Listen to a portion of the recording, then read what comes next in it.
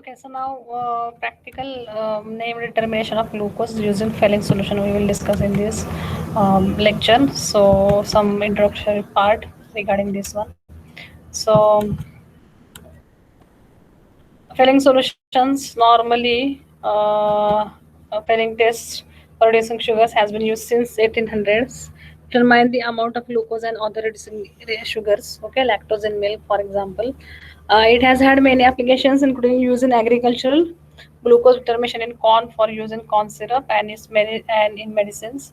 Glucose determination in urine for a diabetes test. Okay, the test works by taking advantage of ability of aldehyde containing sugars to reduce blue copper 2 plus ions to copper first ions. Okay, so a disadvantage of this reaction is that it must take place under basic conditions where Cu copper 2 plus tends to form an insoluble precipitate with hydroxide ion. In order to prevent this precipitation, tartrate ions are added to this solution in order to form soluble complex with the copper 2 plus as shown in the figure right hand side, isolating it from the hydroxide. Then here is the oxidation reduction reaction occurs in between copper 2 plus and aldehyde portion of glucose is shown below. Aldehyde plus copper 2 plus, blue color aqueous 5 hydroxide ion and RCO minus. Okay, so plus copper 2 plus 3 water molecule rusted. And the reaction is self-indicating as disappearance of the deep blue color, second tartarate complex, and appearance of copper plus in the form of a red copper 2 plus oxide precipitate signals the equivalence point of the reaction. Okay, so this is the end point from blue copper tartarate complex to cuprous oxide precipitate. Okay, as an amount of copper 2 plus ion in solution decreases, however, it is difficult to see the actual equivalence point accurately. This leads to only poorly reproducible qualitative determination of amount of sugar present in the titrate. To compensate for this, after most of the blue from the copper 2 plus complex is gone, the indicator methylene blue is added to the solution. Methylene blue is commonly used indicator for oxidation reduction reactions. Here also we are going to use methylene blue as an indicator. It is deep blue color in its oxidized form, but colorless when exposed to reducing agents. After the glucose titrate has completely reduced all of the copper 2 plus to copper first, the methylene blue will be reduced by the glucose, completely removing the blue color from the solution, and this total disappearance of color indicates the end point of the titration. Okay, so this is the overall practical hours. What chemicals we need? Fehling stock solution we need, made by dissolving 70 gram of copper sulfate pentahydrate in double distilled water and diluting to 1000 ml, that means 1 liter. Fehling stock solution B we have to prepare by dissolving 350 gram of potassium sodium tartarate tetrahydrate and 100 gram of NaOH in double distilled water and diluting it to 1000 ml. After sitting overnight, any sediment is filtered out.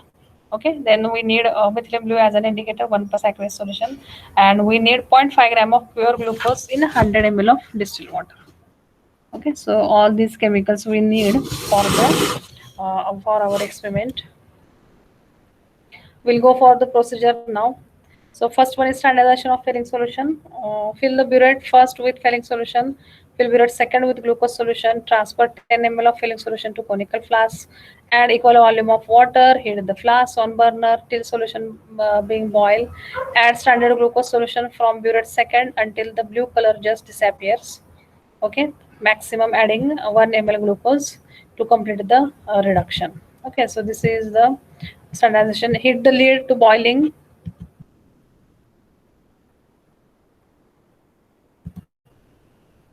Heat the lid to boiling and maintain equilibrium for 2 minutes, and then without removal flask, add 3 to 4 drops of indicator and complete titration in within 1 minute by adding glucose solution drop by drop until color of indicator disappear. Note down the volume of sugar required for complete reduction of 10 ml of Fehling solution. Take at least 3 readings and calculate molarity of the Fehling solution. We will see at last how to calculate this molarity at the solution. B point of procedure: determination of amount of reducing sugar. Weigh 0.5 gram of sample and dissolve it in minimum amount of water and dilute to 100 ml. Fill burette second with it. Transfer 10 ml of filling solution in conical flask. Add equal volume of water. Heat the flask on burner till solution boil.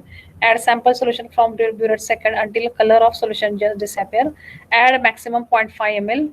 Boil the solution again and add 3 to 4 drops of indicator and boil titrated with glucose solution till blue color solution changes takes place. At 3 readings we have to take, determine amount of reducing sugar and by calculation. Next part, observations. What observations? How you have to show your observations. Observation table, standardization filling solution, period first, period second. You have to write what you have taken indicator, endpoint blue to red, and observation table you have to write burette first filling solution 10 ml 10 ml 10 ml, and constant burette reading you have to write over here. Burette second, how much glucose you have added, how much you have added, all those readings you have to report here. Okay, and you have to here, out of these three constant reading you have to write in this column. Then determination of amount of reducing sugar.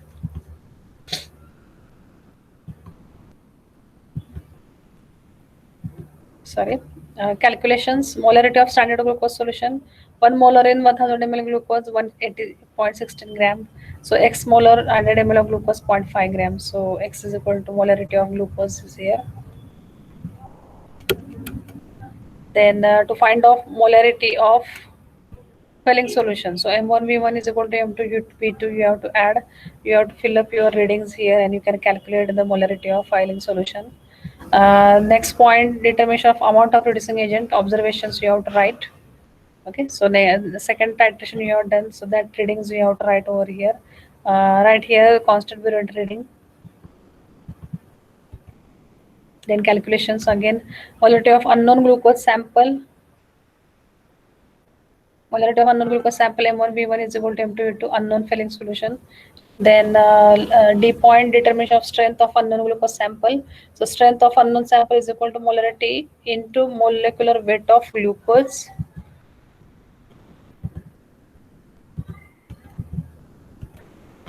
And the strength of unknown glucose sample is equal to B. You got it, you got that reading. So 1000 ml of glucose sample contain B. So 1000 ml of glucose sample is equal to A reading you have to calculate A reading. So 100 into B divided by 1000. So you will got the value of A. And percentage of glucose in sample, 0.5 gram of sample is equal to a gram glucose. 100 gram of sample is equal to Z%. So we have to calculate Z%. So 100 into A divided by 0.5. So like this, A value from the previous calculation we have to add here, and we have to calculate the percentage of glucose in sample.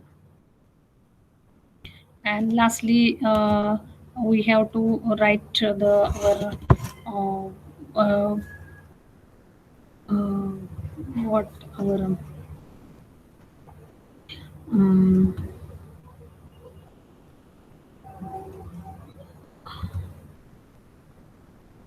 result table is here.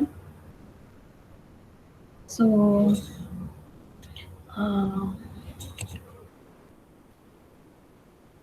so how to write the result table? Just we have to be careful regarding the writing a result table. So uh, after taking all this, just pay attention that you don't have to write any readings over here, and without, because we didn't conduct any experiment. So in this way we have to write our all this experiment, and at the end we can write our the result table. So result table could be like this. So result table, exact molarity of filling solution, then molarity of unknown glucose sample, strength of glucose sample in gram per liter, and percentage of glucose sample in percentage. Okay, so like that you have to just sum up your result table, and you can write down in your note.